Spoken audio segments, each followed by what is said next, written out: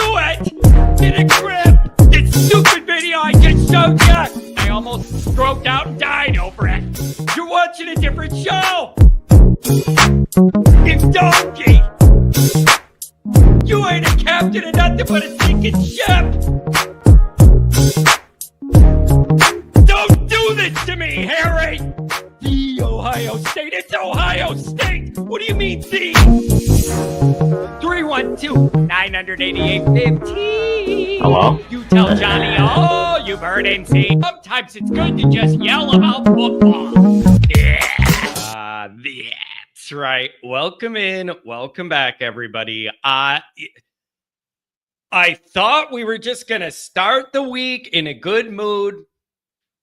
Recruiting, good things happened over the weekend. You have other good things that are coming your way in a couple days. And I just figured I would log in and we would see good vibes, positivity. The recruiting's kind of hitting its stride now after taking a while to get situated and get the new guys settled in their new roles. And I thought we were going to be, all this good energy or whatever. And then Commander comes here and he's trying to ruin it all. Commander, I don't know whether you're off your medication or you need more medication. I don't know which it is. Pick a personality and stick with you for the duration of the show. Unbelievable. Unbelievable, this guy. I don't know how many different personalities he has. And I'm half kidding, but I'm half not because I don't know what I'm dealing with. I don't know if John's been wearing shoulder pads.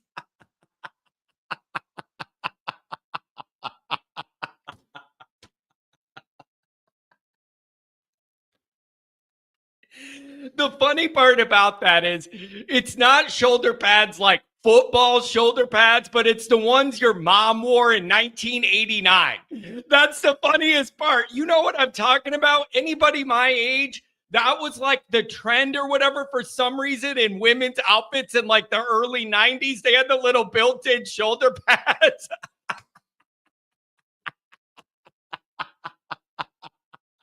That's what I'm wearing to show that I'm beefing up. I go in my mom's closet from 1989. I ripped out the shoulder pads. I glued them in my Notre Dame shirt. And I'm just gonna be walking around town. You think I'm tough? So look at this. That's funny. That's funny. Oh, that's good. Angela says in their blazers. Yeah, I'm not making this up. There was literal shoulder pads. Like, oh, that's funny. That is really, really funny. Anyways, everybody seemed to be in a good mood. And then Commander came in here ripping it up, ripping me up, ripping the recruiting. Commander, take more or take less or balance or figure something out. Oh, welcome in. We got a full bank of calls. I'll get through my immediate little thing real quick and I'll just give it to the callers. But when we have a lot, everybody got to keep it moving. Just so everybody could get in. As always, you can find the program on YouTube. Do it. Subscribe if you haven't yet. Appreciate it very much. Give the video a thumbs up. That helps John out as well. Notifications on that way you don't miss nothing. Twitter, search bar, always Irish, rat, always Irish Inc. Emails, always Irish, nd@gmail.com. Audio only, anywhere you want it, you can get it. You don't want to see my face on a Monday morning. Good for you. I don't blame you, neither do I, but I'm stuck with it. Oh, I love this morning show. You never know what you're going to get. You never know what you're going to get. 312-988-15. Dial it up, tell Uncle Johnny all you've heard and seen. Notre Dame Fighting Irish brought to you by SI. Read all about it. Patreon.com/always Irish. He the former captain. He the leading tackler. Mike Goolsby and myself breaking it all down. Jack Sullivan, the recruiting specialista, is going to join us tonight. I believe that's planned. Have Jack join us, go over some Notre Dame recruiting stuff. We're going to break down some film, look at what's happened, look at what's coming. And so that should be good. 7:00 tonight over on Patreon. And I appreciate everybody who's over there. Okay, real quick. I'm going to get through the couple minutes here for me, and then I'll give it to the callers, and we'll go from there. So Notre Dame keeps rolling on the trail. Momentum's picking up. Some good things have been happening. Some other good things are about to happen from my understanding of the dynamic with the recruiting and what's going on. You got the Freaky Tiki over the weekend. I think most people are happy with that. Holler for, hey, if you don't want a free, I get Freaky for Tiki t-shirt. You could get a holler for Hola instead. Okay, so either way you want to do that, you can pick yourself up one of those. And so I think everybody's pretty happy about that, other than the commander. He's not good enough for the commander. We have real high standards around here. So here's the deal. We'll address this right out of the gate. How about this? I am a Notre Dame fan. I want Notre Dame to land the number one player at every single position. Then that's pretty good. But then I want them to land the number 2 rated player at every single position. And if they do those things, then I'm going to be happy. Oh, man, that didn't happen. Notre Dame's a failure. Shut the program down. No chance to win anything. They didn't land. Like, I don't. I'm just telling you, man. The guy's like 290 pounds. I like everything about it. I like the other teams that offered it. Good enough for Texas. Good enough for Georgia to be interested. Then it's, I don't think, who are we to not be interested? I just, man, it's a lot, Commander.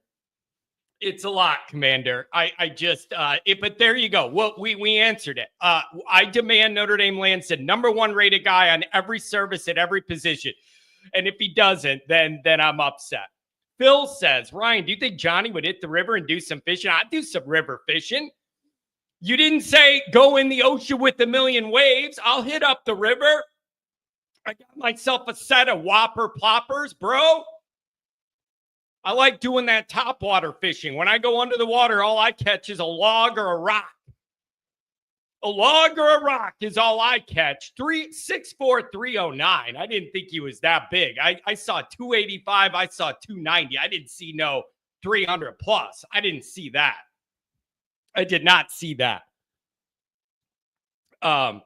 It isn't fly fishing. I like the whopper ploppers for like bass in a pond, and you don't get snagged on everything under the water, and you could just skip that baby on top.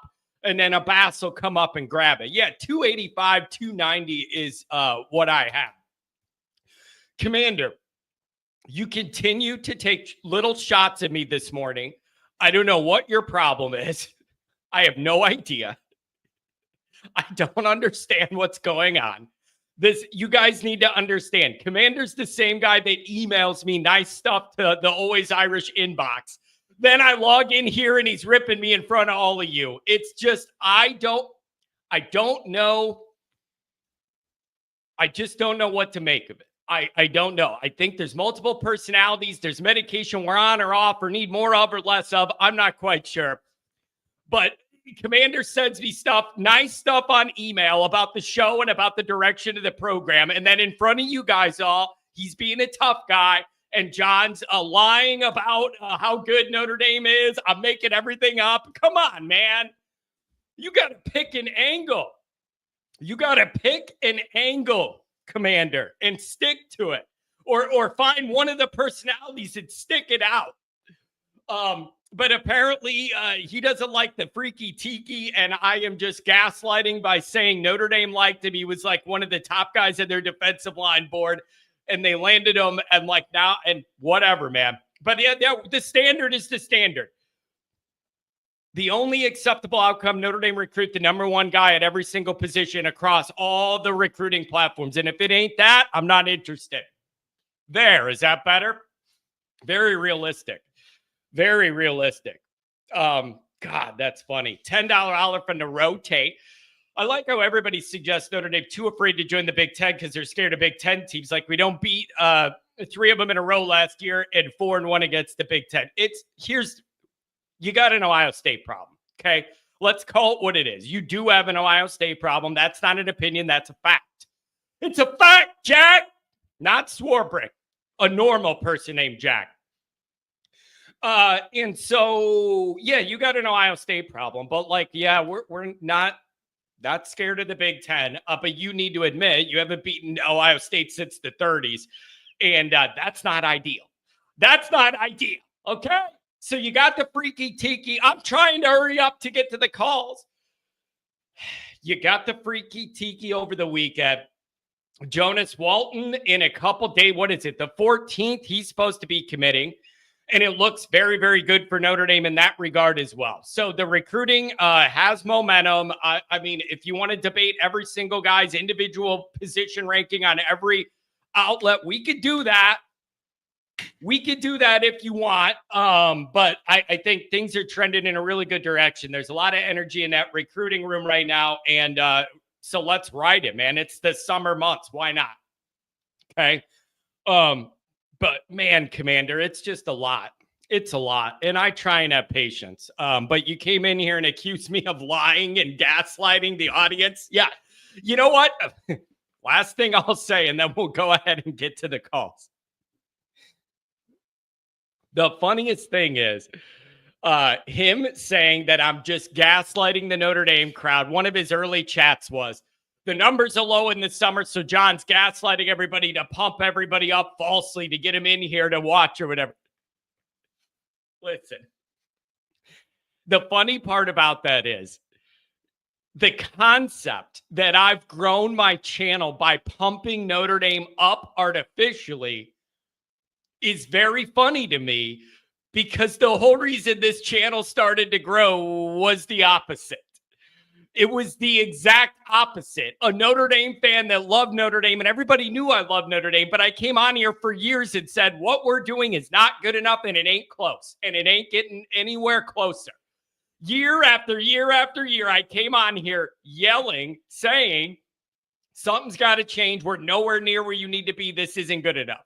So there's a lot of irony in the idea that now it's all flipped. And now I'm making my brand by selling Notre Dame artificially and pumping them up when I really don't believe in what's going on.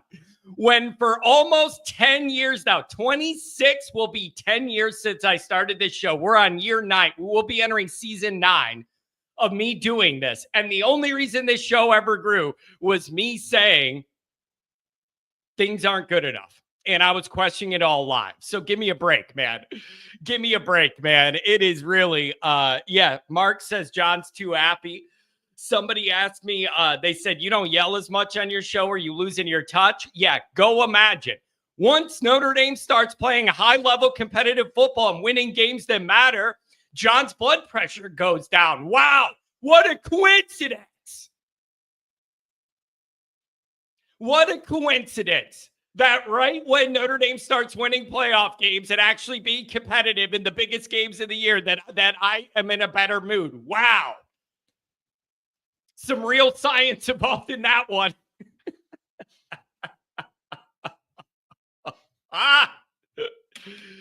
2024 is no better than 2012. Only somebody with a Brian Kelly avatar could ever dream that or say it. Or if you're in the LSU media, because they've been saying that too. Wow. What a rousing start we're off to, folks. So you got the freaky tiki in the house.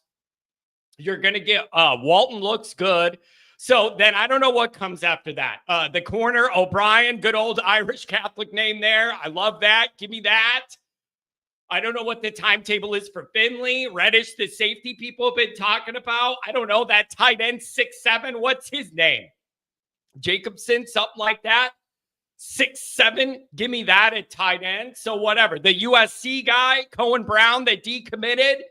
And then he's friends with Osborne, and then he decommitted. So maybe Notre Dame gets in. Maybe that's the angle that's going to go. So there's a lot to like. There's a lot going on. It's really interesting. There you go. He's trying to make up for accusing me of being falsely positive. Always call it down the middle like the old days. No reason ND isn't 12-0. Okay, so... So nothing we do is good enough. We suck. I'm pumping them up artificially, but you're predicting that they should go 12-0. It's all contradictory. Not the recruiting isn't good enough. You're not impressed. I'm gaslighting the audience. But you also think they're capable of going 12-0. I'm confused. I got to go back and pull my master's degree books out of here for psychology and try and figure it out.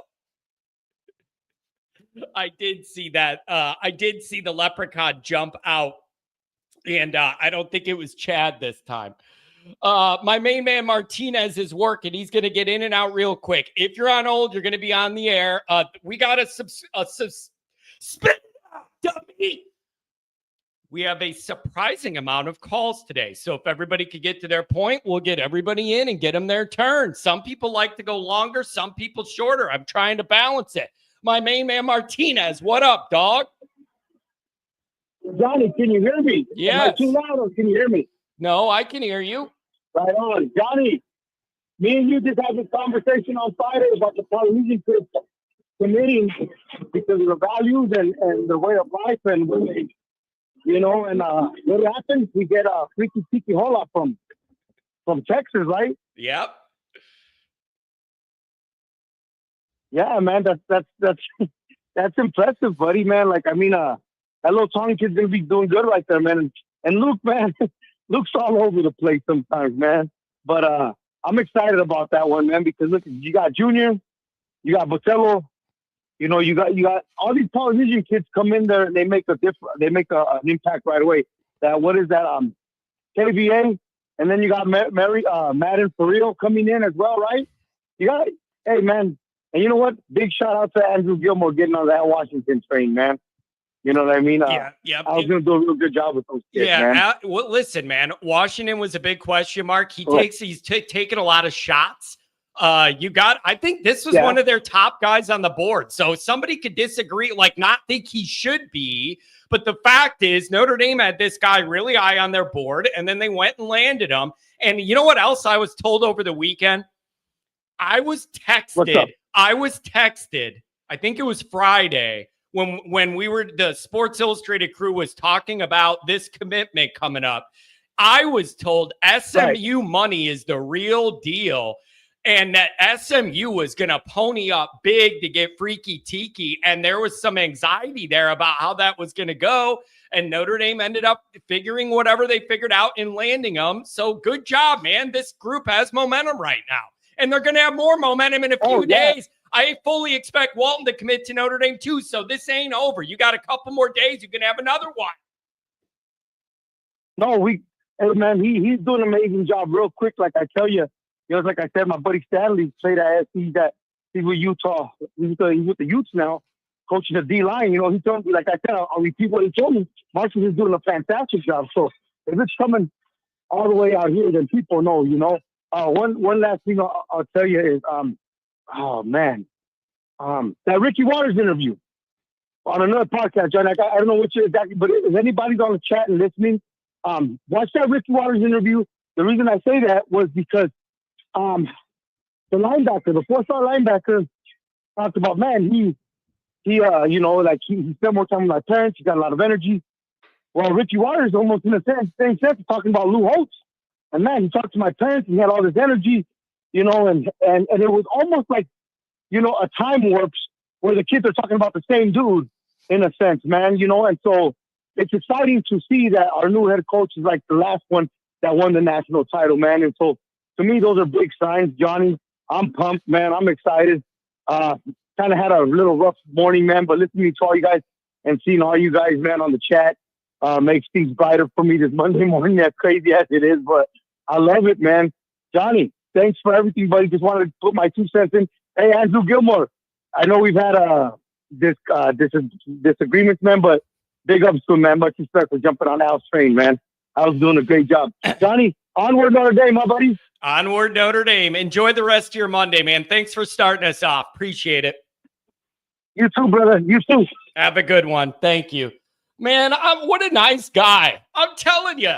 And the other thing is, what's funny about it? It's like all this debating and I'm sitting here like frustrated with what Commander's saying and everything. And then this guy calls in and says, I had a rough start to the week and looking at your chat made me feel better. What a nice guy. Although we can question We can question the status of his life if watching my chat makes you that happy, especially in the off season. But I'm just glad. I'm just glad. Did the main man win in court? Well, he doesn't sound like I didn't have to accept the collect call from the state pen, so I'm assuming he's good to go. This call is inspiring. I'm crying. I'm telling you, I like it. I like it. Everybody's saying the donations now go to my protein supply. What about my creatine, man? I got creatine gummies. I just eat them like a fruit snack. You don't want me, I'm telling you don't want me to get I'm not getting on the heavy stuff, man. I don't, with my personality, just imagine roid rage, like actual literal roid rage, like WWF style when Vince McMahon got sued and had to go in front of Congress and testify and be like, none of our guys are on roids. The Ultimate Warriors in court shaking.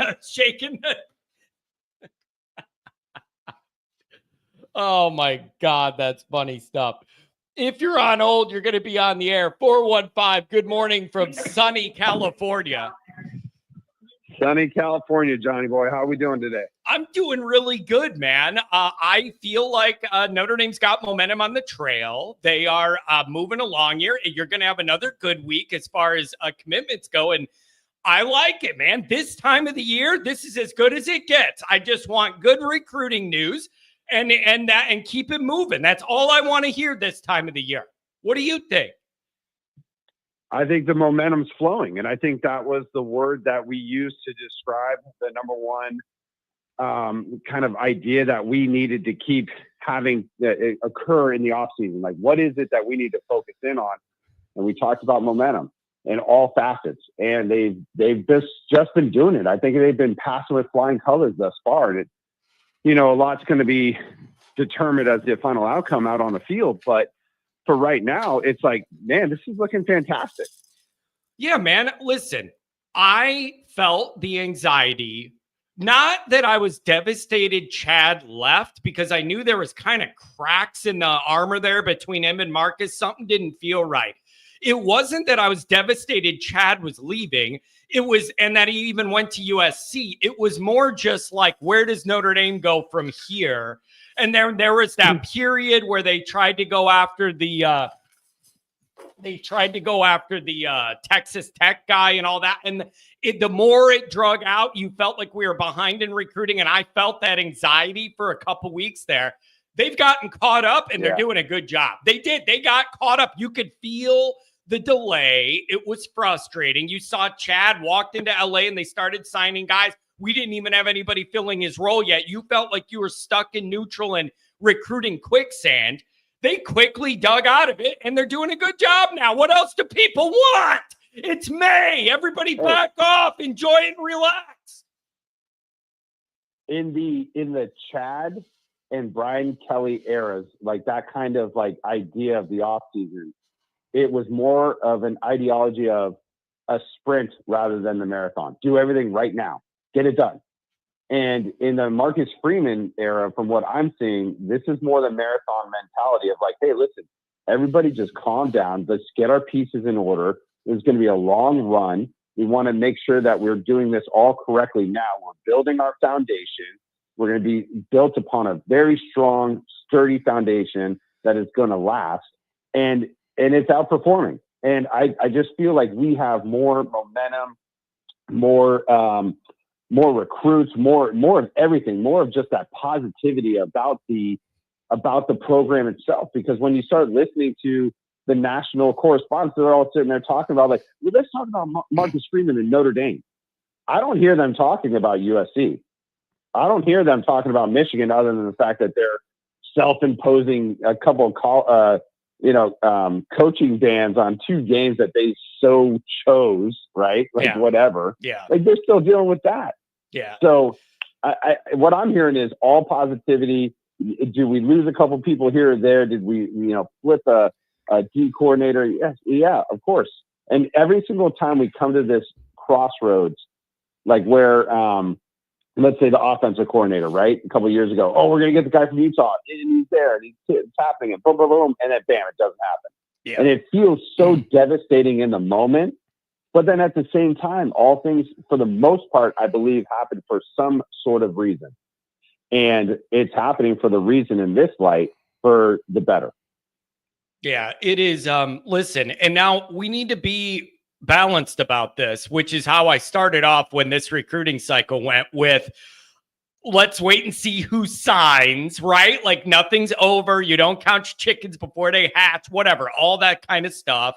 Like you need to make sure these guys stick with you. And the other thing that we need to be open, I'm being as fair about this as possible and balanced. The other part is USC and Notre Dame are ahead of most teams with the volume of guys. USC's way ahead of Notre Dame, even with the amount of guys in the class so far. I want to see where if the class can maintain near that top 5, and it's not just a summer thing where John logs in and I'm in a good mood and we're number 2 or number 3 or number 1 or whatever, and then when it matters, it drops like a rock. So but for now, things are going well. I'm happy. Quit trying to tear me down. Let me be happy for a minute. 100%.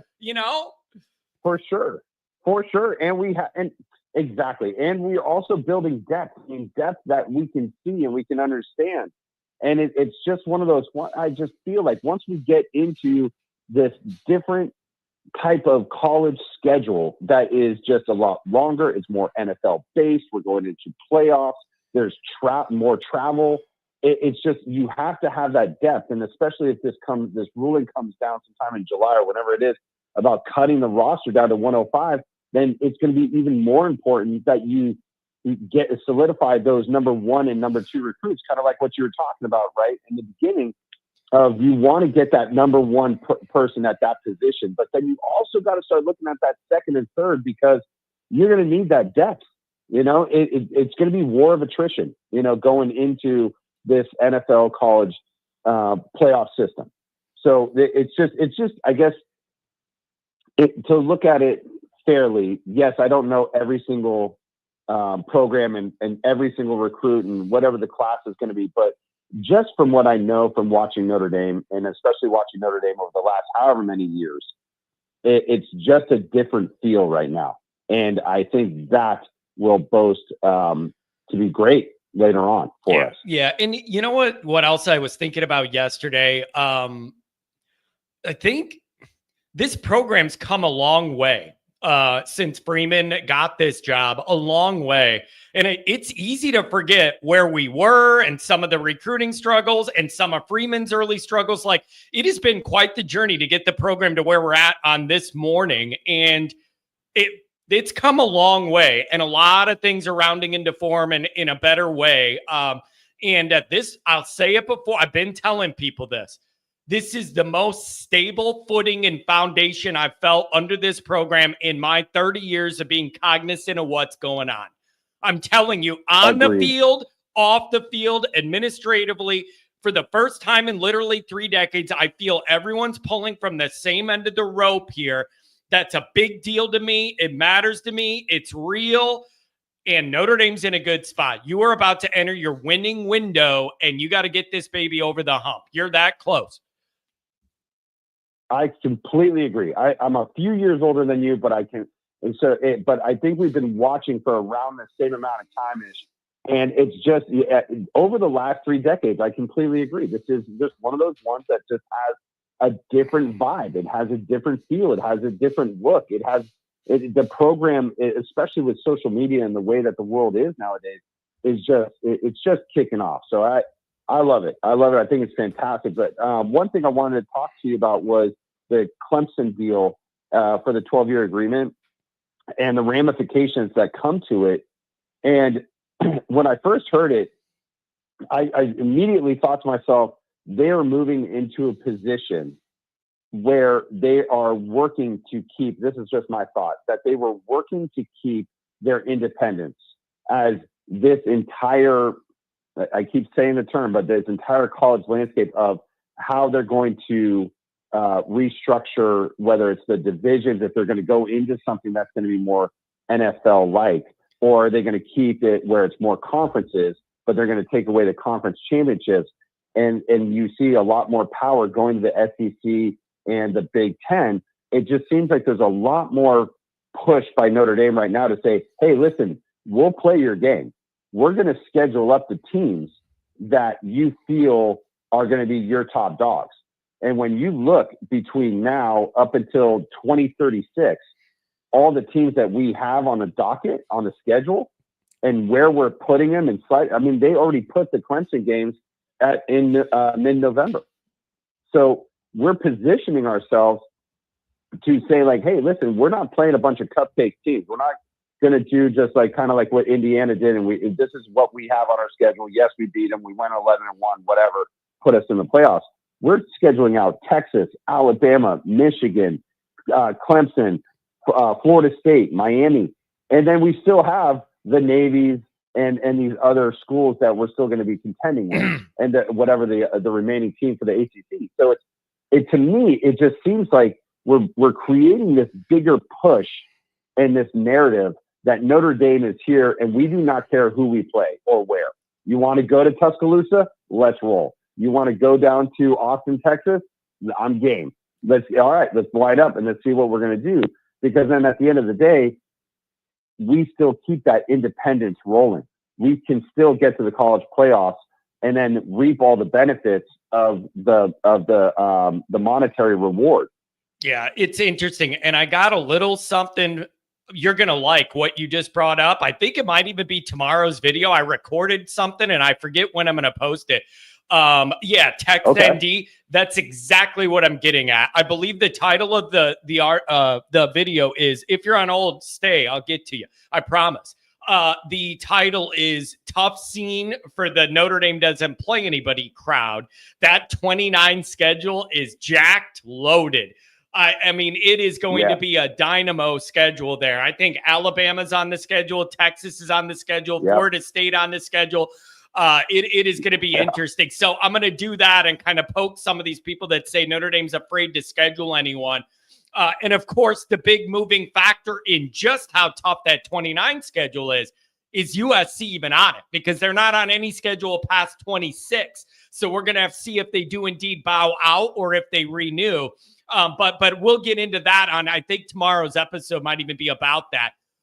And so Notre Dame showing they're not afraid to play the big boys, and contrary to what people think. So right now, things are going as good as they could go. You got good recruiting news going. I'm not hearing any updates on the injury front that people are delayed or got re-injured or whatever. Like, no news is good news other than recruiting in this part of the calendar we're in.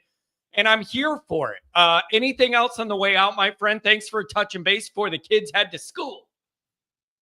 100%, my friend. I would say just the last little touch. I just looked at that 29 schedule, is that I see that USC and Stanford are not on it. Yep. And those are the two that are always kind of in flux now, right?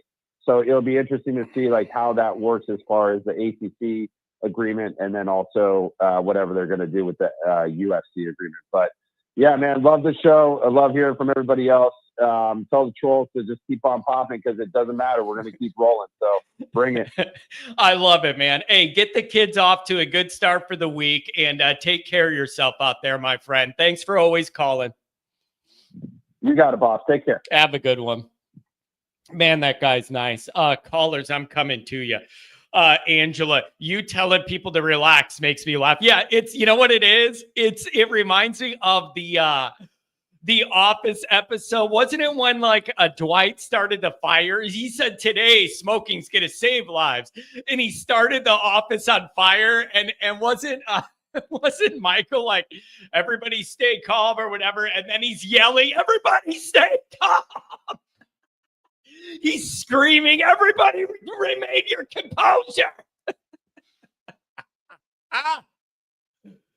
Oh, man. I do admit, though, the amount of times I have a complete breakdown and yell until the veins are popping out of my head, they have gone down.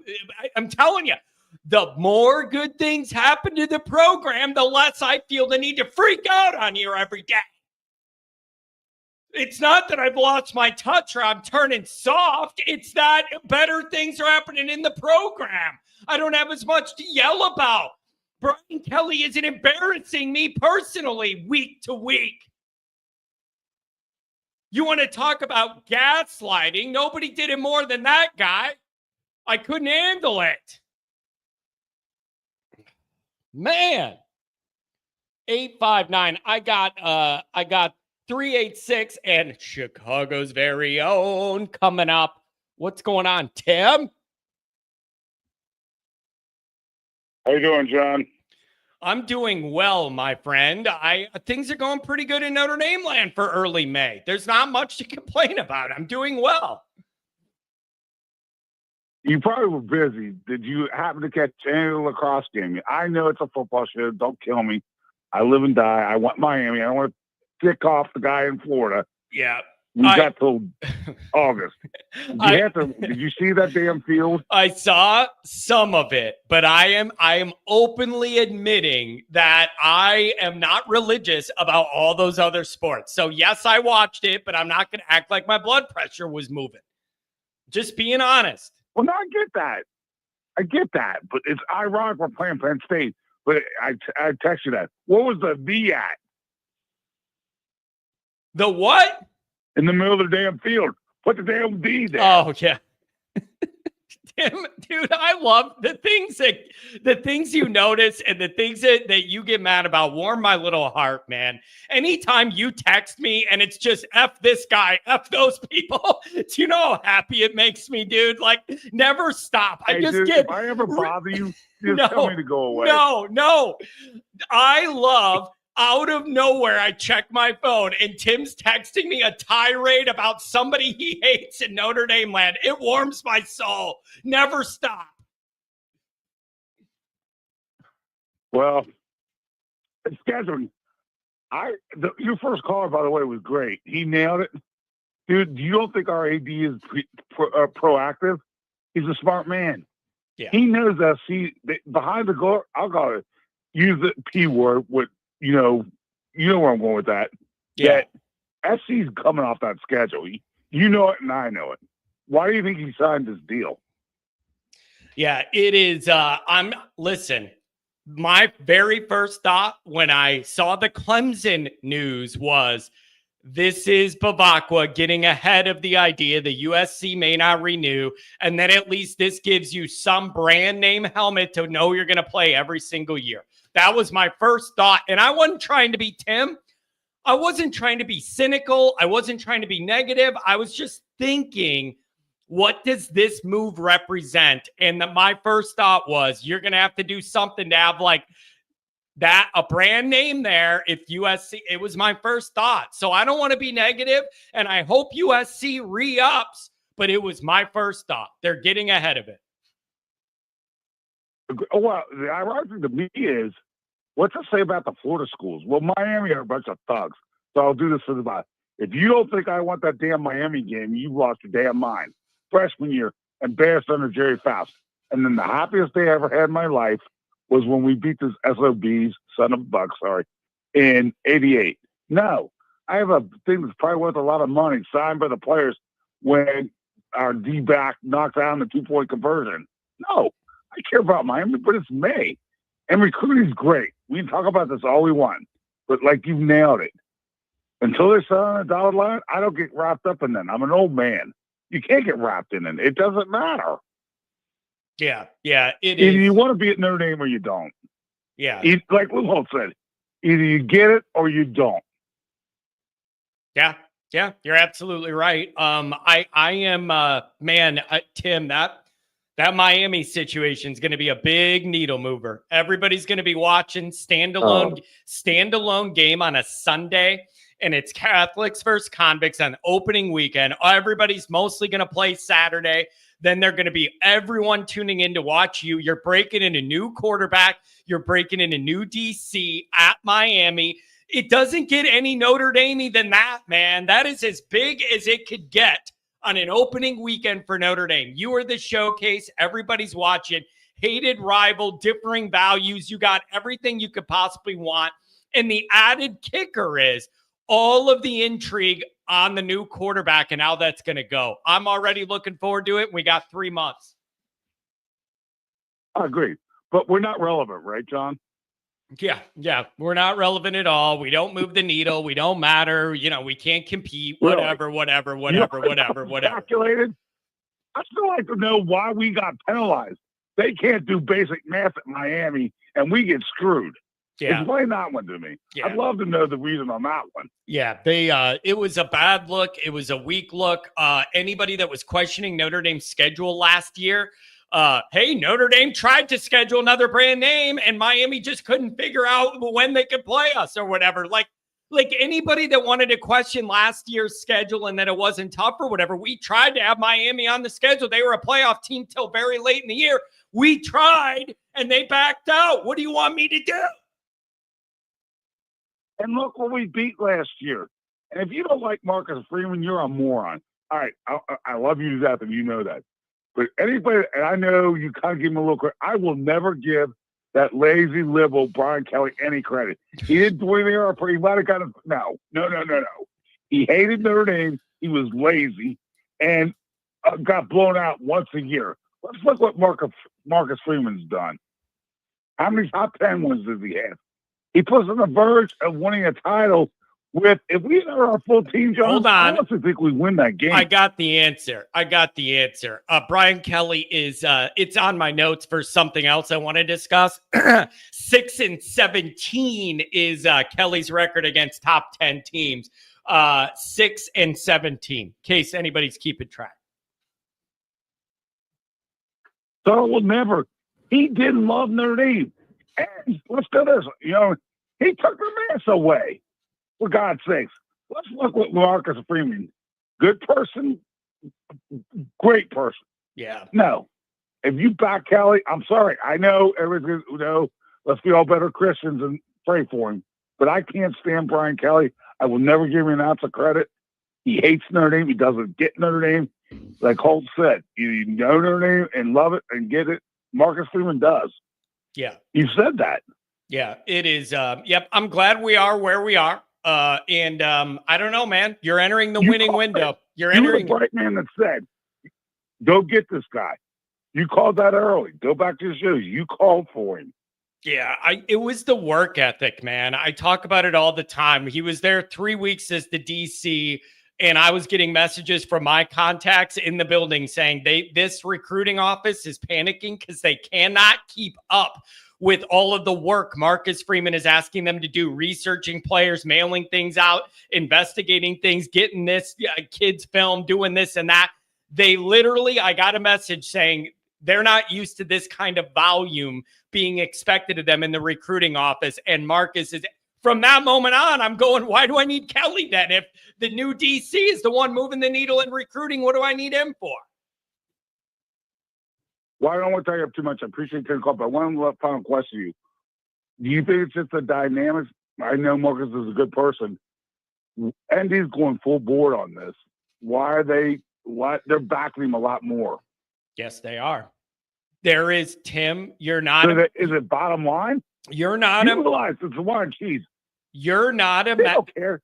Like I told you, my generation lived and died Notre Dame football and all the sports. Now I live and die all of them. The generations after that, not so much. So go. Why do you think? Is it just the bottom line? Because Marcus is a good person. Here's my understanding.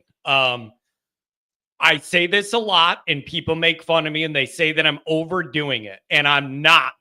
Okay, I find a lot of intrigue in the behind the scenes working in Notre Dame. Goolsby thinks it's boring, and I love it. Hearing how things work between the sports teams and the AD and the board and the president and all of those dynamics are of specific interest to me. I like the history of that, and I'm very interested in that dynamic. Goolsby's like, dude, I do not care about any of that. That's your lane. It's boring. And I'm like, well, it's important. Here's what's going on, Tim. What's going on is they trust Freeman and they like Freeman. And when you have those things going for you, you get more leeway, whether it's a little leeway academically, whether it's I need another $1 million for NIL, whether it's can we adjust little things here there to make it easier on our players, like whatever it is. My understanding is everybody's on board with Freeman. They love what he's doing. He's a good guy. He's nice to everybody, and they want to help him. And Bavacqua is his number one advocate, and that's a big deal. Bavacqua wants to get this over the hump. He's supporting Freeman. They trust Marcus, so they're lightening the reins a little bit to let him navigate, and it's a beautiful thing to see. Agree with that. You know, it's funny about that. You know, God love Father Ted. He built the school, you know, where he took it. But if he had let Frank do what Frank wanted to do, he would have had 2 or 3 more titles. Yep. There's no doubt about that. There's no doubt about that. So that's what's going on. But I've heard some rumors about little things, and I've looked into it, and they're like, yeah, some of that's true. They trust Marcus, and they're letting him kind of do his thing, and they're going to support him. So this thing's heading in a good direction, Tim. Notre Dame's entering their winning window, and I don't mean winning window like, hey, you can win a playoff game every year. I mean a real winning window. Get it over the hump. Who did we beat, by the way? Georgia, the SEC. Everybody's going to say they're court. No. We beat Georgia. Then we beat Penn State. And I'm telling you, if we had a shutdown corner and a couple more defensive linemen that were out, I think we beat Ohio State. I do. Whew. Yeah. And we didn't. You went in there with a banged up team and a team that had some weak spots, even if it wasn't. The passing game was just a weak spot, man. Like, and you still almost got it done. That's what I mean when I say you're close. No, I agree. And think about it. I go back to why I don't like that man. I brought this up when I've called you in before. Look at Kelly when we're playing Clemson. Love goes out, and we fall apart. Yeah. We had nobody. One injury. Lazy. Yep. Didn't recruit. Go hit a golf putt. Yep. Dumb. I hate I hate Brian Kelly more. You shouldn't hate anybody. How Catholic of you, Tim? That's not very Catholic of you. You got to go to confession. I know. You're gonna have to. I don't truly hate him, but it's he's good. Either you love See where you know what hell's gonna be or going through purgatory.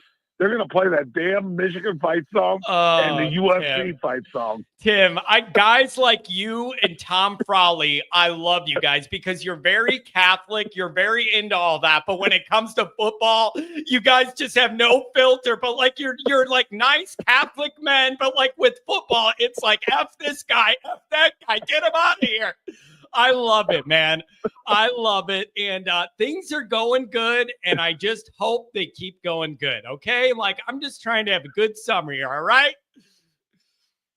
Good luck. Good. Have a great week. Hey, by the way, did your mom and wife have a great Mother's Day? Yeah, we did. We went out to eat, had a relaxing afternoon. The kids were able to go to the park. Like we did. Yeah, it was good. And God bless all the Irish moms out there for dealing with us.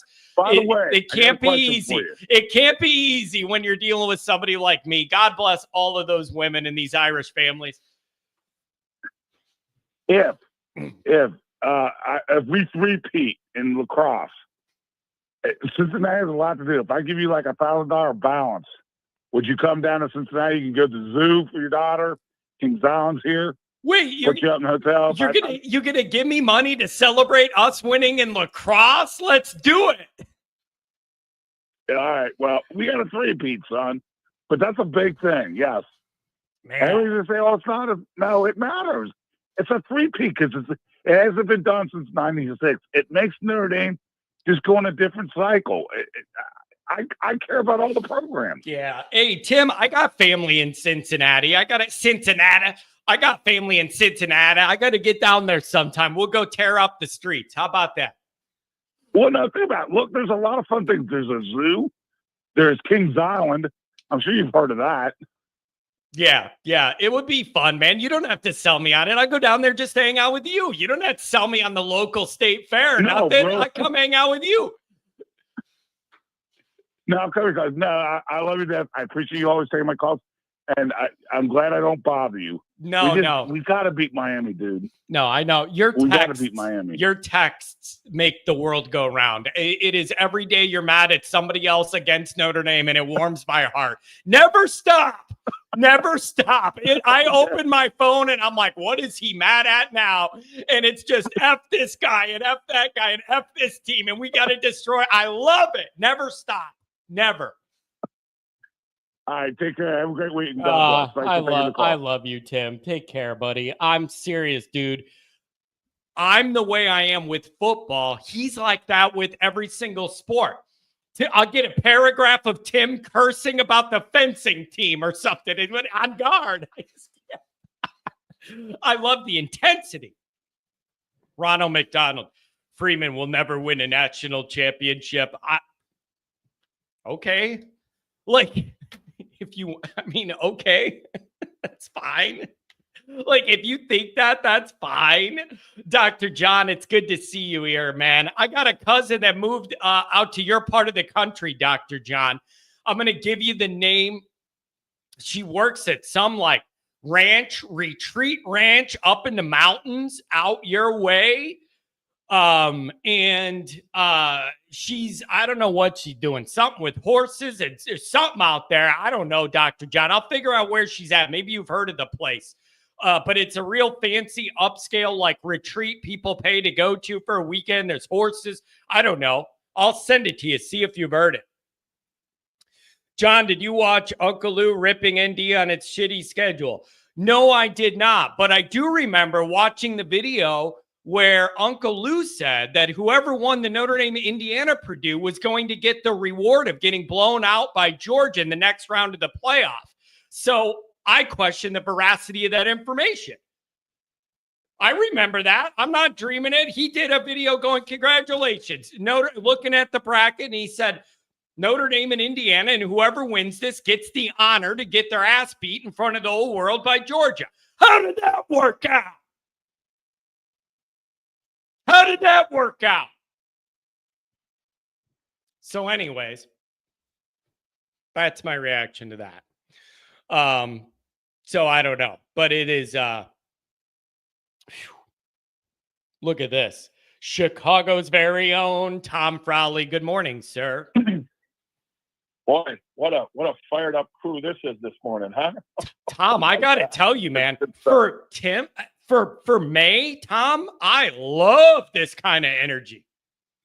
No, I do too. And that's the thing. So, at the top of, before the show started, obviously in the chat, Commander Luke and waxing negative. And that's the thing. It's like, you know what? First of all, I get the Notre Dame,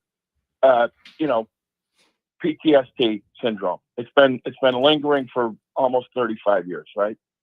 And you gotta get past that. And then especially when the negative comments start to come in, and I am the worst culprit of reacting so badly to that. Yeah, I know. I like when you do, though. I like when you do. You do it. You doing it, so I don't have to. It makes my life easier. Let it go. Well, I'm not going to let a small piece of my day ruin the balance of my day. Not going to make 5 minutes. Let this shit, because I know what's coming down the pike, and I'm telling you, I will bet the mortgage on this, that we're in a different trajectory. And with all the things that are going on in college football, and all of a sudden, now you see the schedule starting to beef up, like, Bavacqua knows what he's doing. And I don't think the fan base, the casual fan, some of the alumni, I don't think they realize that we've got a Rolls Royce in place here. They're just assembling it. And it's going to run like a fine-tuned engine for at least 5 or 6 more years from this year because of the recruiting. You know how it is. So once, when I talked to Tom Lemming's guy, Ray Hamilton, and then I talked to a few other local high school coaches that were so off put by Notre Dame over the last, 30 years, basically. Yep. And these were coaches are around my age. I'm 60, and these guys were lifelong Notre Dame fans, right? And they got so put off by having the Bob Davies, the Tyrone Willinghams, the the Charlie Weisses and the Brian Kellys not recruiting, and it's like all of a sudden now, it's not just Marcus Freeman; it's his assistant coaches. They got the recipe, right? So we're new. Just look like it is. Look at it as if it's new territory. Okay, we got to, just coming off the backs of what last year. I knew I got rid of all that PTSD and my Brian Kelly shit at halftime of the Louisville game this year. I just said, you know what? They're gonna smack them in the mouth in the second half, and we're not gonna lose a game the rest of the regular season. And I was right, because I saw something. They're clicking. Now, to Andrew Gilmore's point this morning in the chat, don't get so hyped up about it, because the defensive coordinator, that seems to be an Achilles heel. Now, Ryan Roberts from A to Z Sports, did you see that negative piece he did yesterday on Ash? Kevin Ash? Is it the one where they listed the worst hires in the last 20 years and he was on the list? Is that what you're referencing? Yeah, I did see that. Yeah. But the push, here's the okay. Factually, that list is totally accurate as far as all those guys failing. But the difference is, he's not coming here to be a head coach like at Rutgers. He's just coming here to not ruin the defense. That's like where it is. I understand the article, and there is risk there. Right. And it's fair to criticize the Rutgers results. But my division in my mind is, he's not coming here to renovate a program and be the head coach. He's coming here to be a stable defensive coordinator placeholder and not ruin it. And those are very different things. But I do think Tom, it is fair, though, until you see that it's fine, to have this on your list of things to worry about. I think that's totally fair. Yeah, and Andrew brought up a good point. But the first caller, by the way, who was that first caller? It was the guy from California. Yeah, it was Martinez, my main man Martinez. Yeah. No. It was your very first caller. Oh, I thought. Anyway, yeah, that was the best. That's the best call I've heard in a long time. I mean, he hit it right on the money, right?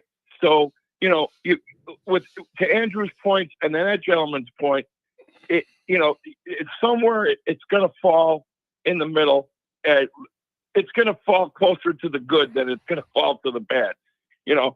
I just saw something when Kevin Ash was being interviewed on the sidelines a few times during the Blue Gold game. I kind of knew that he's the type of guy that is an assistant coach, right? He should not. I could tell he's not the head coach type of guy, but I can almost guarantee you that he is going to be a pretty good defensive coordinator. It's still, but there's a lot to work with. Now, when you see they've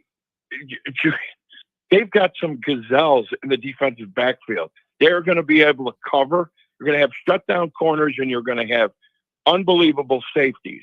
Now, all we got to worry about is making sure that linebackers are. I have all the confidence in the world in the Notre Dame linebackers. Now it's about the D line, and once they get that D line shored up, that's going to be the real heavy part of that team. They can lay the lumber on a lot of teams, and I'm talking every big team in the country. I'm not afraid to play anybody anymore.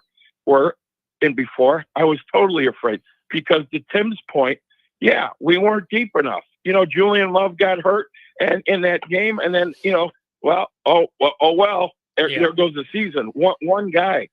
You saw what happened last year. How many guys went down, and where did we wind up in the national championship game? So the proof's in the pudding, right? Yeah. I mean, it's there. Yeah, the program's really changing a lot. The depth is changing a lot. Just having more guys that are more athletic, that can do more things. The mindset's different. These guys have not an arrogance to them, but a confidence in the way they move and they play. There's just a lot. There's a lot of differences here, but you got to prove it, man. You got to show that last year wasn't a fluke, and you're going to be back, and Notre Dame's going to be in the mix every year. You got to prove all that. Well, and we wouldn't have it any other way, as long as we're fighting that fight with a full complement of talent, right?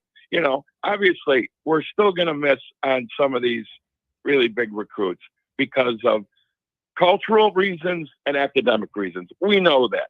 That's okay. Hey, look, Notre Dame is a very unique place. Now, that often gets misconstrued as being arrogant, as an arrogant Notre Dame fan. No, that's not arrogance. It's the truth. It is a unique place, and you have to be a special kind of a kid. It's almost like the kids that go to the military academies. They know what they're getting into. There's going to be stringent academic requirements, and not that Notre Dame is the equivalent of the military academies, but you understand what I'm saying. Culturally, it's not the greatest place in the world. It's South Bend, for God's sake. But South Bend's gotten a lot better over the last 10 years. I know that, and what they're building at Notre Dame. So now, look at JV and Osborne, right? You got every big school in the country, 50 schools wanted this kid, right? And he's coming to Notre Dame. Why? Well, education, the facility, Marcus Freeman. You can't underscore you can't overlook the new facilities. The new football facilities are being built. I mean, they're staying right where they need to be. So here's the difference. They've been monkeying around with this for 30 some years. And finally, they've got an athletic director, a board of trustees, and a president of Notre Dame that gets it. That's the difference.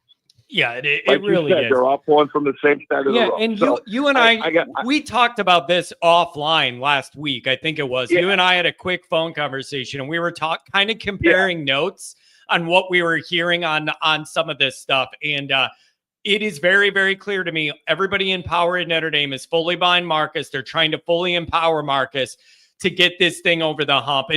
They're all pulling from the same end of the rope, and that has not been the case for a long, long time.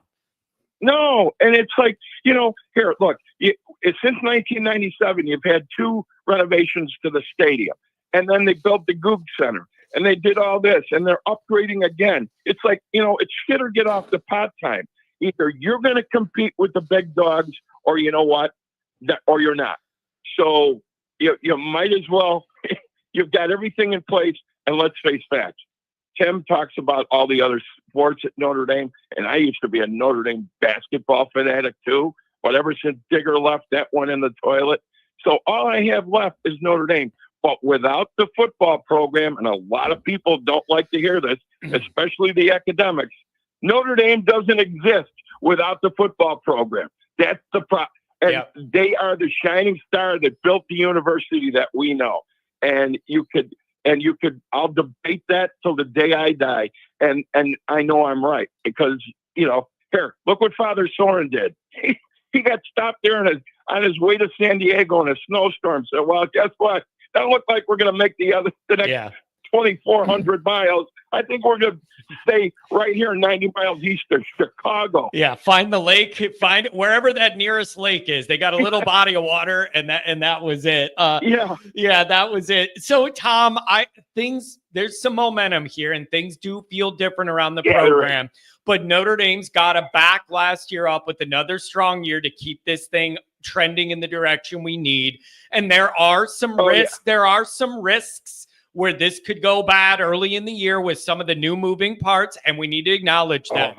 But things are trending in a very good direction. Things. I've got a thing in my head where whoever the starting quarterback is, and I'm leaning. I think it's going to be C.J. Carr because of the arm talent. But I just want to see him dropping bombs on Miami, national TV, baby, Labor Day weekend. Blow the doors off those people. I can't wait. We owe them a beating, too, from the last Brian Kelly debacle in 2017. Remember that? I'm still trying to forget it. Tom, God bless you, man. I love you on a Monday morning. Right, I love the energy and never quit being you, Tom. Hope you're feeling well, buddy. I'm kicking ass and taking names, John. We'll see you later, guys. There we go. Have a good one. Oh, my God. I love Tom Frowley. 386, you're coming up. John, you should sign those Buckeyes and auction them off. Somebody said that they probably have mold on them. Good. You think I ever plan on putting any of those in my mouth? I hope they have mold on them. What do you mean?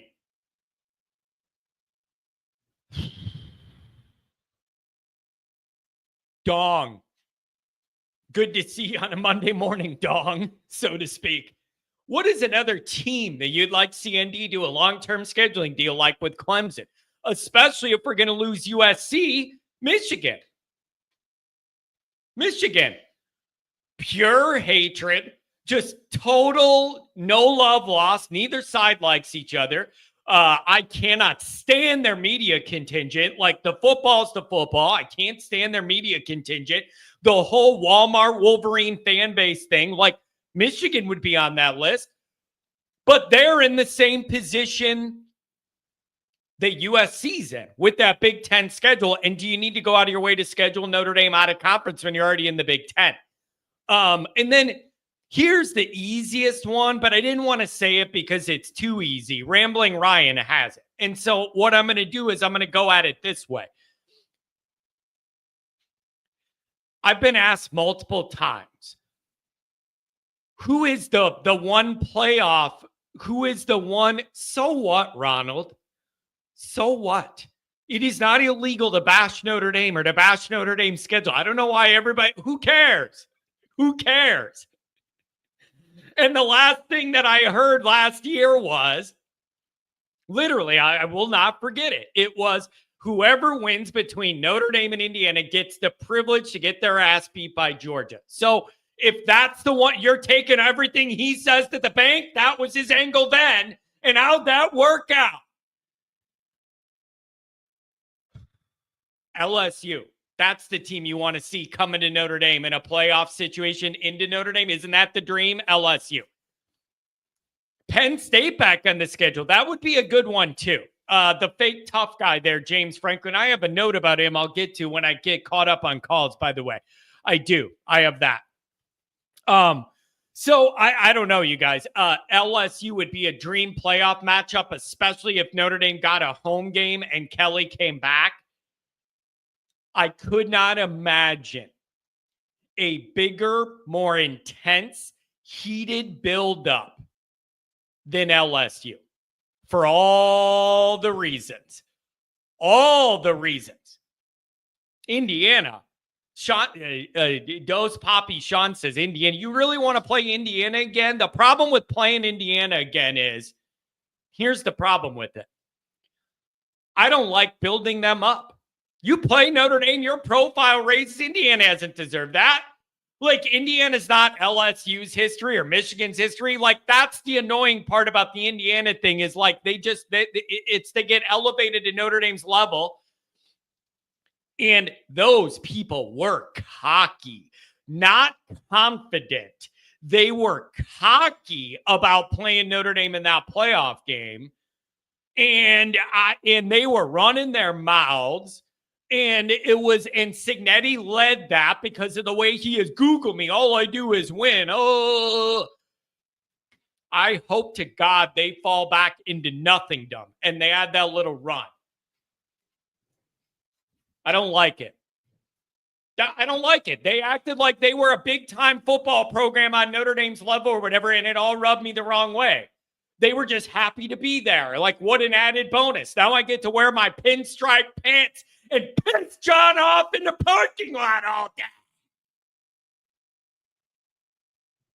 Couldn't even enjoy myself. Ask anybody that was at that tailgate with me. I'm just standing at the edge of the parking lot, pissed off every time I see one of them clowns wearing them stupid striped pants.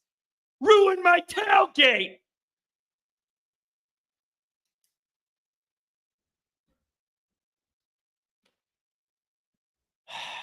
$386, what's going on? Welcome to the show.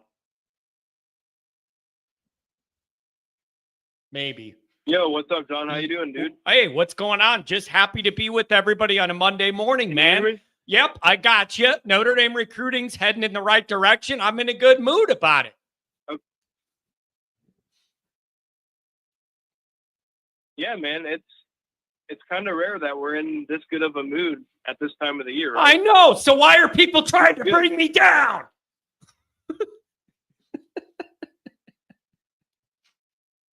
That's Notre Dame football, John. That at its finest. I know. I'm telling you, the day we win a ship, there's going to be people in the chat still complaining that we didn't do something right. So, it is. That's the world we live in as Notre Dame fans. Yeah, it's true. Pat says the tailgate was ruined no matter who the opponent was. It's a good point. I was not in the mood for a tailgate. Central Michigan in week 3 or whatever is totally different. I admit fully, I was not in the mindset for tailgating. I was not in a good mood. I was mad at Indiana. I was mad at Signetti. I was pacing around all day, and I was not fun to be around. So welcome to big game Johnny. Hey, you were locked in. That's how we know that your passion for ND goes above and beyond. That's why we love you, man. Well, I appreciate that, man. So I don't know. What's on your mind? You feeling good about this recruiting? You got good news over the weekend. The 14th, Walton is committing. I'm hearing that's leaning Notre Dame and should be good. So I'm in a good mood. This is what you want this time of the year. This is what you want. I want recruiting news that's good and nothing else, because anything else would probably be bad. Just keep giving me the good recruiting news. I could live off that. Yeah, no, absolutely. I feel confident in probably 4 to 5 players now in the next couple months, because there's usually a little bit of a time period where you're not going to get commitments because they're going on the OVs.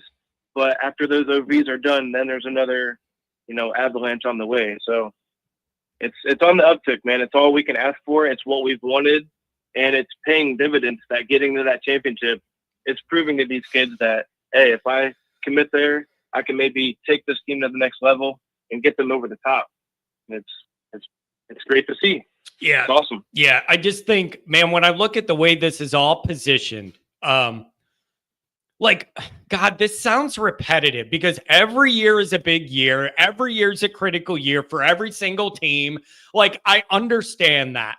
But I just think it's critically important in the way we analyze year 3 as a measuring stick for Notre Dame head coaches and if they're going to make it in Notre Dame or be successful. Year 4 is equally important in a totally different way, in a way that you need to prove you are not a one and done, happy to be here, got in the playoff. Now we're going to fall back 2 or 3 years, build back up, get back in the playoff. I don't want this. This cannot be once every 2 to 3 years Notre Dame makes the playoff and is in a good spot. No. I want one of them at-large bids to be South Bend, Indiana, just right. Mark it. So that's the big deal this time. You need to prove that you have staying power. Every year. You need to prove that. However, you do have a new defensive coordinator with some question marks there. You do have a new starting quarterback. You don't know how quickly they're going to acclimate to the actual bullets flying in a real heated game.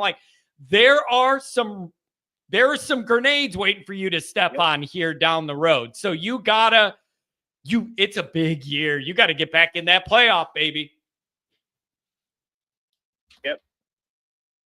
Yep, absolutely. And to that point that you just mentioned, we were the team that got to the championship, but Miami, they're replacing the number 1 draft pick at their quarterback position. So they're going into that game and they got to play against our defense. And something else that you mentioned with Ash, I look back to those first couple videos that in the press conference of him, and he was mentioning enhancement. That was one word that I just remember hearing him mention a couple times. And it's if he can come in and enhance the defense and make it just a couple or better in a couple certain areas, dude, sky's the limit. If we're using that on our defense and then a QB that can now toss the rock a little bit more, man, we're going to be a tough team to beat. Okay, on the positive end, follow me here. This is on the positive end, Johnny Sunshine, glass half full, okay? Follow me here. What if Ash comes in here and the defense is able to be where it's at or a little better? Maybe they simplify things, more zone stuff, and our long gazelles and they're picking off passes, whatever. Say Ash navigates the defense and you get what you think you're going to get and you expect. That offensive line comes together, develops, they're more healthy. You love the running game. And then you add in it Notre Dame being able to actually test defenses by throwing the ball with a quarterback who's good at it and is comfortable doing it. It's a strength of his. And that makes the wide receivers play a little better, look a little better, whatever. And I think you have a better group there overall this year as far as talent and bodies. Where is Notre Dame at then? If you can maintain all the stuff we already like, and add in a good passing game, where's that put Notre Dame?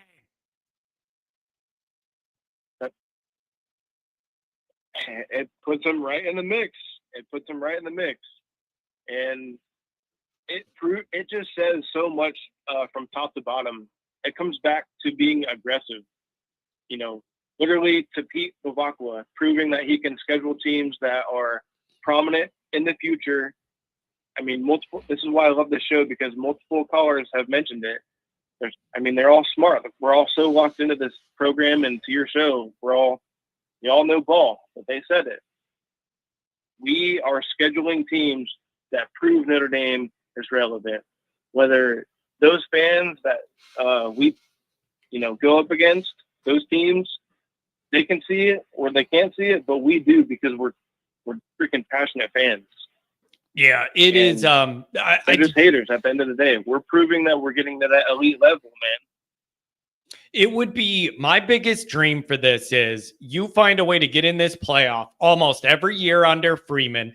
The more you're in the playoff, the more experience you have in those big game moments, the more comfortable the program is performing in those moments.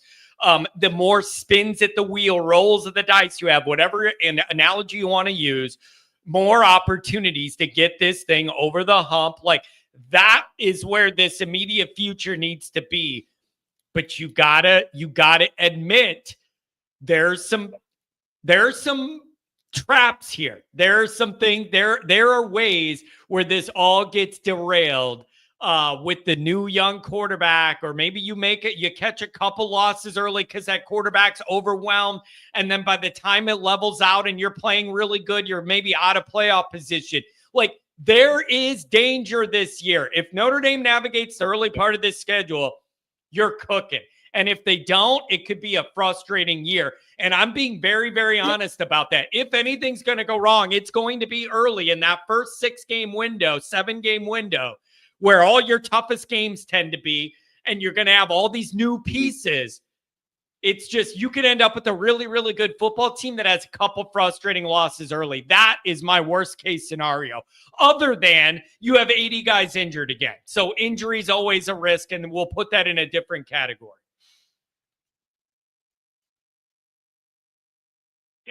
Yep. I agree. But ultimately, man, I'm just confident. I think there's a lot of players going into year 2 under Denbrock on the offensive side of the ball that's going to help out a lot. Even from what the players have said in post-spring practice, they're just more comfortable with the playbook, the calling. It's just a little more consistent. So, man, we get that O-line together. All that's going to help the starting quarterback, right? Like, you want them to be as cohesive as possible in the game one. And that, combined with the running back room and the upgrade in receiver play, those are all positives to help out the QB. If you didn't really drop off in areas, it's like, yeah, it would suck if we lost, say, Jadarian and Jeremiah Love were seniors and we lost both of them. Okay, then it's pretty tough as the starting quarterback. But we still have those guys. Like, we have a lot of talent around the QB that could maybe fill in some of those holes and gaps but he's going to be making mistakes. Like, we all know he's going to make mistakes, but like you've mentioned, you got to live with it. Let him learn from those mistakes so that he doesn't make them again. That's development. Yeah. Yeah, it is. Man, I just, the program feels close in a way that I haven't felt in a long time. And when I say close, I mean close to actually getting over the ultimate hump here. So you're entering the winning window of the Freeman era. And if it's going to happen, it's going to be in this window. here the next few years. I see a lot of people circling. Pat, come on, bro. Pat, I can't. It's gonna be you're close. Oh God, I just saw that. Jesus. Yeah, Yeah, man.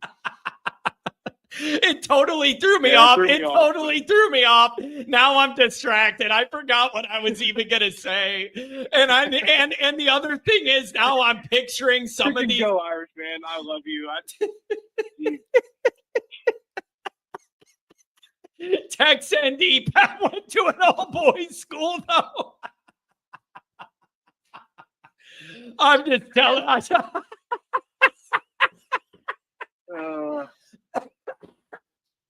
Oh, we like to have a good time here. And then it also makes me start picturing some of these people in my head. I'm starting to picture some of these people in scenarios. Oh, God, that's funny. Man, I love this show on a Monday morning. This is a lot of energy. I love it. Oh, God, that's great, good. Man. I just wanted to say, just to wrap up my call, thank you again for the tailgate. For the spring game, it was a pleasure meeting you guys. I met Andrew down at the Orange Bowl for the Penn State game. But man, thank you again for the hospitality. Your family is amazing. The community that you've built is incredible, and we represent you every day. We watch the show. We love it, and just thanks again, John. Hey, no problem. And then just so you know, my brother is going to the Miami game. So we could do the same thing, get him the flag, have a tailgate. Andrew's already set up. He's going to go. I have no interest in going at all. I don't want to be near those people. I don't want to see them. I have no interest. However, Andrew's going to go and we could have our whole Always Irish tailgate set up.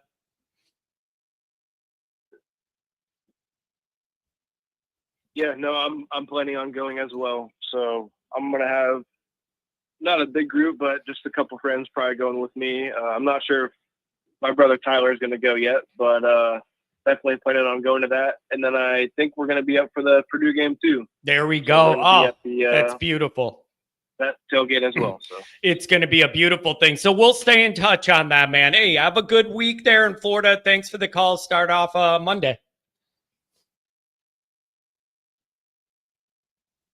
Yeah, brother. Go Irish. Have a good one. Let's go. Let's run this 2025 season. Let's go. Let's do it. Have a good one. Is it just me or was his phone a little delayed? I just felt like our cadence was off. Like I would say something, but then he didn't say it right away. And then right when I'm going to say something else, he said what he was going to say. Pilney, $10 holler. If ND did a longer series with an OSU, we'd have more chances to get a win. Yeah, or a bunch more chances to keep adding to that loss record. The struggle will last another 10 years for another 1-1 series next decade. Yeah, let's just totally admit it, man. You can't massage this situation. Notre Dame's got an Ohio State problem. They haven't beat them since what, 1936? 36 or 38. I think it was 36. You know, so whatever, man. It's just why is this chat like this on a Monday? Aren't you people tired trying to get your week off? $10 holler Pilney. Title or bust. Title or bust. I like it. Look at this. John, what is the wolf? Ow! On a Monday. What's your opinion of some coaches wanting to do away with the spring transfer portal? I guess here's what I'll say.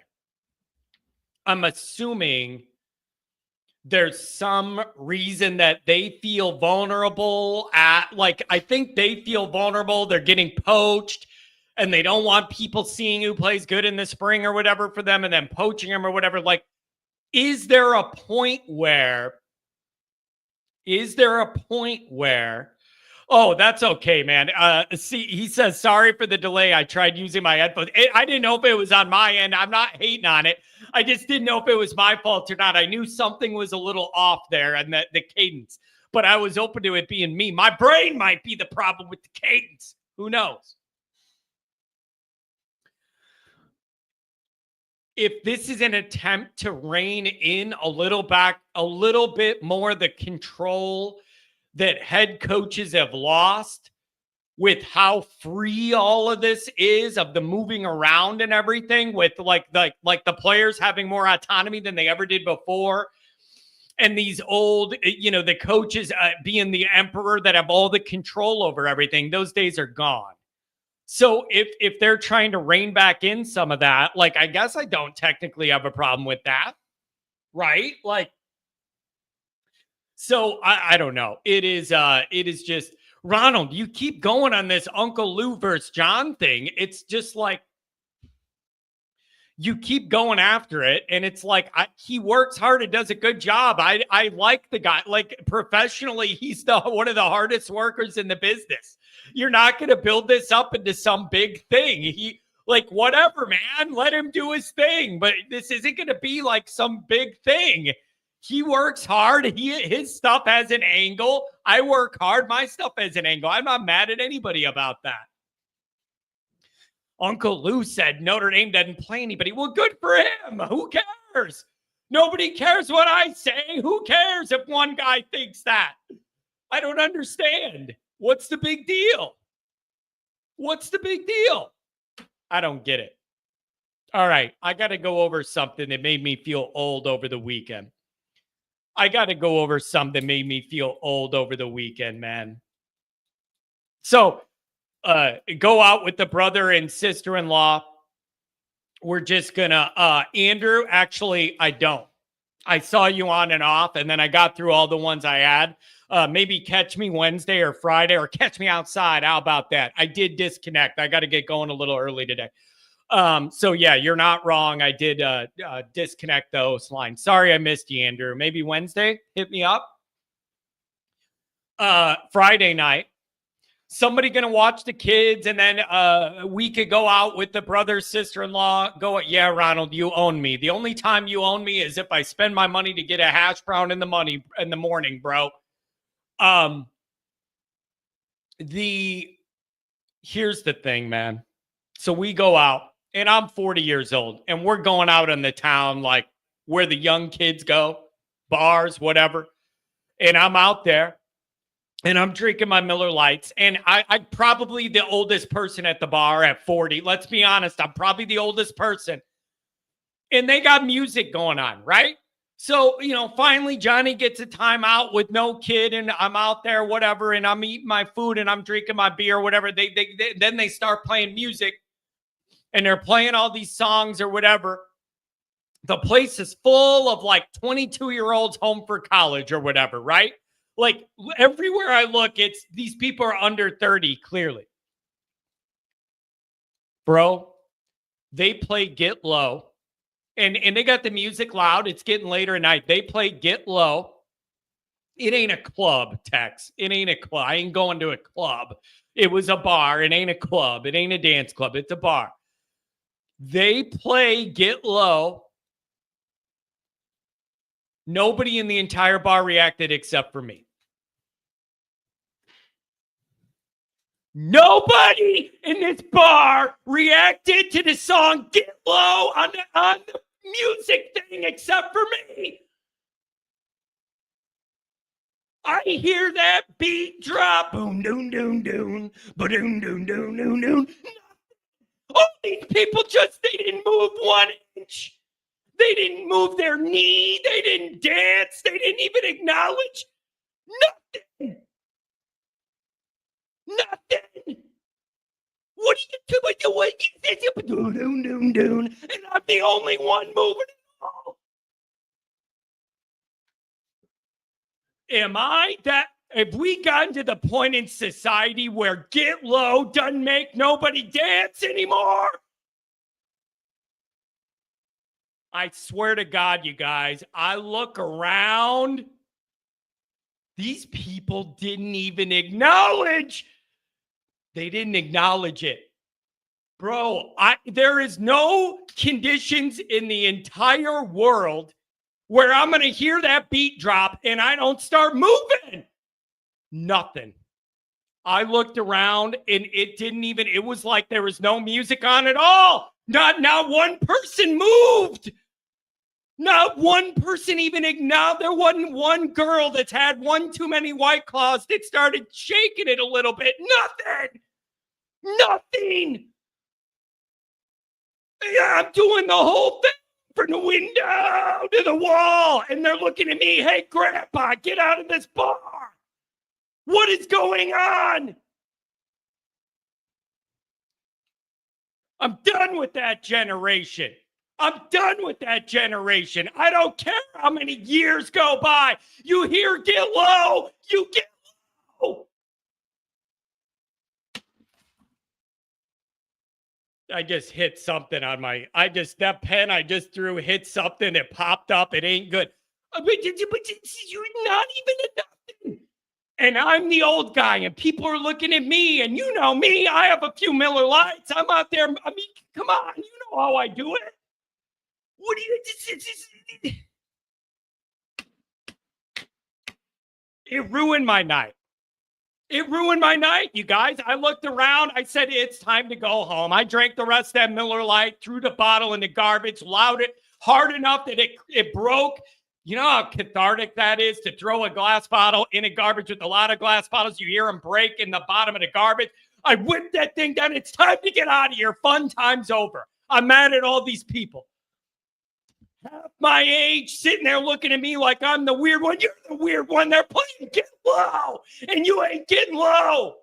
You're looking at me like a creep. No one reacted. I'm the only one. Not one person in this entire bar even acknowledged. Nothing. I can't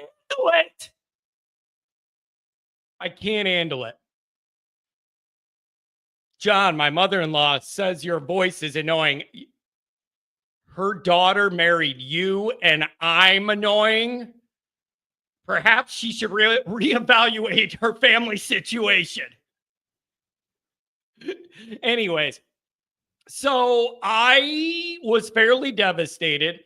I was an old creep. Everybody's looking at me like I'm the one that's out of that like I'm you know that. And you know what else is bugging me? This bugs me too. I just realized this. You know what else bugs me about these young people in their 20s now? The guys are wearing short shorts. You know me, man. I'm going in there with a golf polo tucked into my golf shorts and, whatever. And I'm all put these guys are wearing short shorts. It's the style. They're all wearing, the guys, not the girls. The guys are wearing short shorts. It's the style. It's like it's 1970s again in the NBA. All the guys are wearing short shorts now. And that also rubbed me the wrong way. I ain't going out to the bar to see no man die. Are you serious?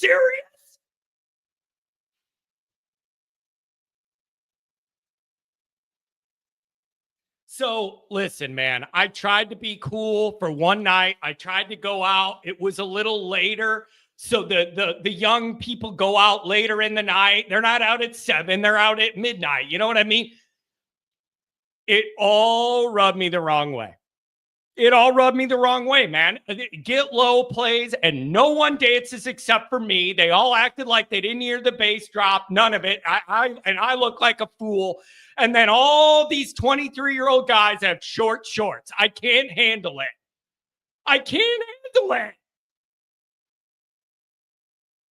But the day that Get Low doesn't make people dance, I'm done. I'm done with society. I'm just checking out.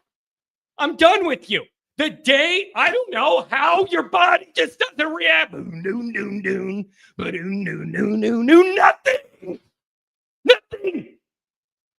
Not a reaction. No reaction from anybody but me.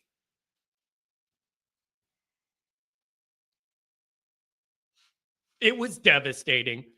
I was mad the whole way home. Totally devastating. I just couldn't, I couldn't handle it. Jay Carr, I wouldn't react, not gonna lie. Are you people deaf? I thought I was hearing it in my mind, you guys. I thought I had lost my mind, and I was hearing it in my mind, and it wasn't happening in reality because I looked down a crowded bar and ain't one person even acknowledged my tune.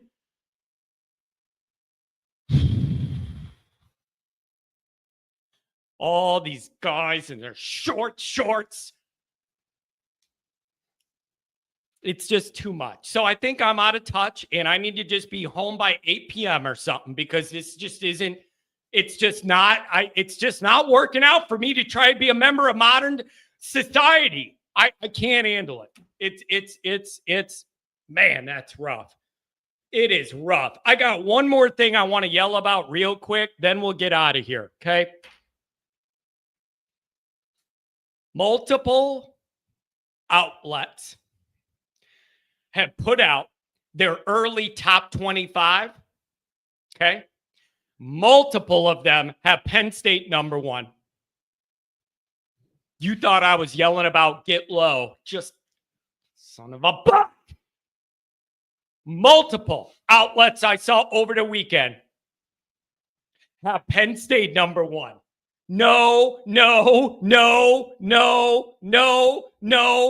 in a million years. No. How? Bro, I just want to know how. What is the logic? Number 1, Big Game James, the biggest tough fake guy. The biggest tough fake guy in the sport, other than the one in Louisiana, is 3-20 against top 10 opponents, and a bunch of people pick him number 1. How? I used to get mad when they would put him 5 or 6 or 7, even saying Big Game James isn't going to win any of these big games. Number 1, the guy is 3-20 against top 10 opponents. 4-16 against Ohio State and Michigan, but people believe he's going to be the number one. Are you out of your freaking mind? Are you out of your mind? How? Even if you believed in them on the field with their talent, how can you look at a 3-20 record against the top 10 and be like, yeah, I believe that's the number 1 team? How? Are these people just trying to make my head pop off my carcass? 3-20 against the Big Ten. Brian Kelly 6-17. Brian Kelly, that's terrible. And he's doubled up Big Game James wins. He's too busy yelling at their own fans at the spring game.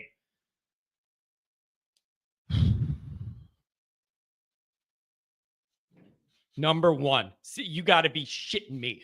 How can you have a guy that's 3-20 against the top 10 and then say they're going to be your preseason number 1? I can't understand it. I'll never understand it. I don't get it. And if we're honest, that team shouldn't have a football program anyways for what they allowed to happen with Sandusky.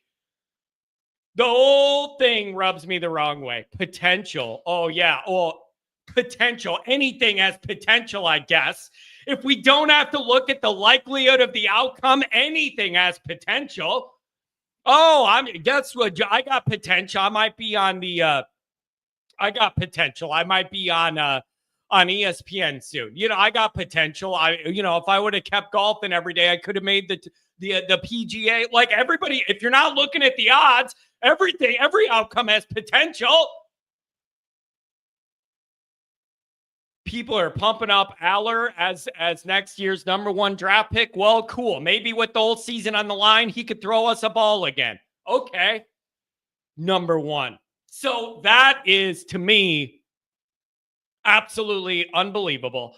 And they're in the Big Ten. There's no, I say this every time against Penn State, and it still holds true. Penn State beats who they should beat, just like Brian Kelly for the most part. Beat who you should beat. Right when you do that enough to get people to buy into you, then they play one of the real big boys, big brand names, and then they fail. Every single time, rinse, repeat. Same thing. Same thing with Kelly. You beat enough of the teams you should beat. It builds momentum. Then you get a real chance to move the needle and you fail. That's what happens. James Franklin, Penn State, same exact thing, bro. You're 4-16 against Ohio State and Penn State. Every single time you tune in and you go, maybe this is the year Penn State could actually beat Ohio State or something. Psych your mind, bro. Psych your mind. So I wish there was a betting market where I could just bet against them winning the championship somehow. Just what they're number one, I'll bet against it. What do you 3-20, folks. 3-20, and people have them number one. Unbelievable. Absolutely unbelievable. James Franklin and Brian Kelly in a loser off. We'll see who could coach more cowardly between the two, and we'll just see who folds the quickest. Bro, I'm just not here for it, man. You know what I am here for? Clemson to beat LSU week 1. And then I believe it's week 3, LSU plays Florida. And then I want Florida to beat LSU. And I want Brian Kelly to have 2 losses in the first 3 weeks. Why? Because it'll make me happy. How about that for an answer? How about that? Yeah, the last time James Franklin was cool, it was when Keegan-Michael Key imitated him and ran across the field on that fake interview. That was literally the last time that I thought that Franklin was cool. Unbelievable. Unbelievable. All right, you guys. I'm out of here. We'll see you tonight, 7 o'clock on Patreon.